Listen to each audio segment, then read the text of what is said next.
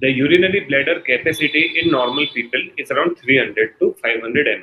So physiologically what happens is the kidneys are making urine, the urine is getting into the urinary bladder and getting collected. At 100 ml or 150 ml, the urinary bladder will send message to the brain that I have urine inside me and I want to pass urine. So the brain will tell that don't pass, it's still you are not that full, so we will wait. So the urinary bladder will wait. Once 250 ml or 300 ml is filled, it will again send a message to the brain and ask, I want to go to the washroom. Again, the brain will deny. Once the bladder capacity is reached, suppose it is 400 ml, so it will send a strong impulse to the brain that I want to pass urine, otherwise I will leak. Then the brain will say, okay, wait, first we'll go to the washroom and then you can void. Now, this is a normal process in you and me. In overactivity of bladder, what happens is the bladder nerves, which basically are responsible for conveying the messages, are overactivated. So even at 100 ml, they become excited and they will tell the brain that we are full, we want to pass urine. Even if the brain tells them that don't pass, your bladder is not yet full to the capacity, it won't, the urinary bladder won't agree to it and it is going to pass urine.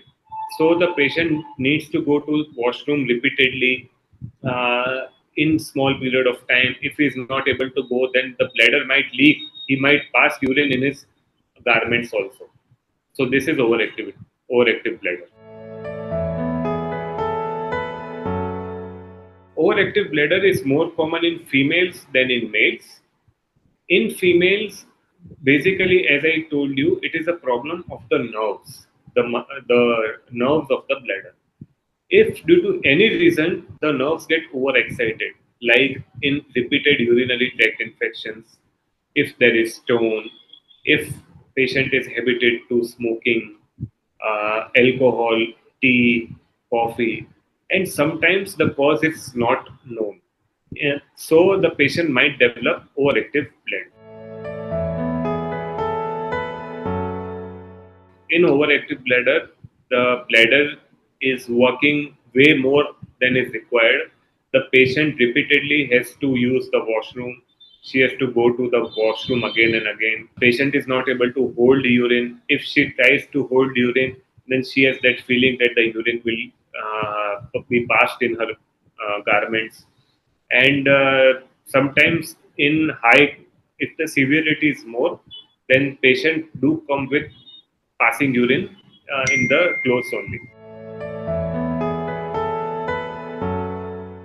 In females, after the age of 45, once the menopause is reached, because the estrogen plays a protective role, now the estrogen is now decreased in the body, so overactivity of the bladder, the risk increases. In males, after the age of 50, once the prostate problems kick in, even after that, overactive bladder can start.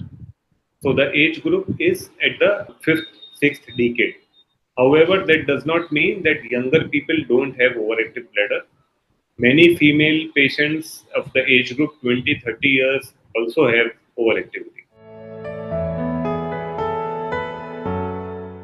Again, for overactive bladder, we need to get a sonography done of a pre-void, post-void. If we suspect that there is any other issues like prostate, then we have to evaluate for prostatic evaluation also. If there is nothing, then we first need to rule out urinary tract infection because most of the times the symptoms coincide. If all of this is ruled out, then overactive bladder is is diagnosed. Basically, you need to understand that OAB, overactive bladder, is a diagnosis of exclusion. It's a physiological issue. The nervous system of the bladder is overactivated. For that, we start with some medications for for a supportive thing. Best treatment is bladder training. So, as we understood the physiology, the problem what is happening is the brain is not able to control the bladder. and the bladder is working on its own. In bladder training, we try that the brain again it exerts its dominance over the bladder. So there are psychological exercises. There's a physical exercise which is called as Kegel's exercise, which can be taught by any urologist, in which we train the bladder. That exercise is specifically for bladder muscles. Along with that, so psychological aspect plus bladder training plus medicines. This is a long-term treatment. And one thing that you need to understand is overactive bladder is not like something like fever that you take medicines for 2 days and on the third day you're all right. Because it's a problem of the nerves, it is going to take some period of time before actual treatment starts kicking in. Normally, according to guidelines, at least 15 days to 3 months it can take for you to become better. Also, if you have any habits such as smoking, tea, coffee, alcohol, then we ask the patients to reduce that. If there's any food after which you think that the overactivity starts, then we ask you to stop that. If there is any habit of yours after which this starts, so we ask you to restrain from that.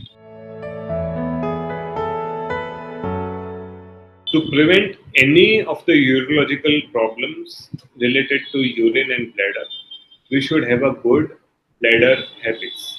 So those are drinking enough fluids, at least 3 to 3.5 liters of fluid per day. The easiest marker for it is checking your urine once in a while. If it is too much yellow, too much concentrated, means there is less fluid in the body. So drink a glass of water more till the urine becomes clear. The second thing is not to hold urine, which is very common in females because of social issues. I suggest all my patients to pass urine once in 3 to 4 hours and make it a habit. Before going to bed, you have to pass urine. After waking up, the first thing you should do is pass urine. Certain important things are people who are more prone for overactive bladder, like females. The thing is, the female urethra is very close to that area, is very susceptible to infection because the anus, the vagina, and the urethra are very close to each other. So the chances of infection from one place to other goes very fast. So I would always suggest to clean that area properly. Better if you work somewhere in an office or something, use Indian washrooms more rather than Western commodes because the germs can get easily transmitted and UTI can cause overactive bladder. So take care of UTI also.